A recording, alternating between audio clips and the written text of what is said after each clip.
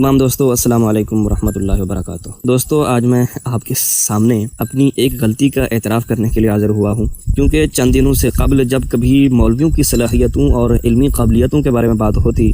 تو میں اکثر کہا کرتا تھا کہ باقیوں کو چھوڑو، ڈاکٹر جلالی میں علمی قابلیت تو ہے۔ لیکن اب مجھے اپنی غلطی کا اعتراف کرنا پڑ رہا ہے۔ جب ان کو نزدیکی سے دیکھا تو معلوم ہوا کہ قابلیت تو دور کی بات، حضرت میں حیا بھی نہیں ہے۔ چنانچہ دوستو ان کا یہ کلپ سنیں جس میں کہہ رہے ہیں کہ سیدنا حسین رضی اللہ تعالیٰ عنہ خالصتاً دین بچانے کے لیے گئے تھے۔ تو سیدنا امام حسین رضی اللہ تعالیٰ عنہ 100% دین بچانے کے لیے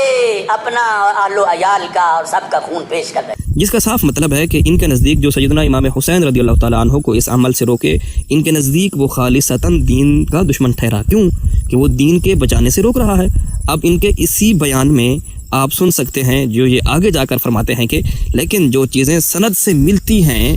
کہتے ہیں حضرت عبداللہ ابن عباس رضی اللہ تعالیٰ عنہ جنہوں نے سیدنا امام حسین رضی اللہ تعالیٰ عنہ کو روکا بھی تھا گئے، لیکن جو چیزیں سند سے ملتی ہیں،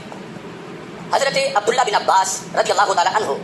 جنہوں نے سیدنا امام حسین رضی اللہ تعالیٰ عنہ کو جاتے وقت روکا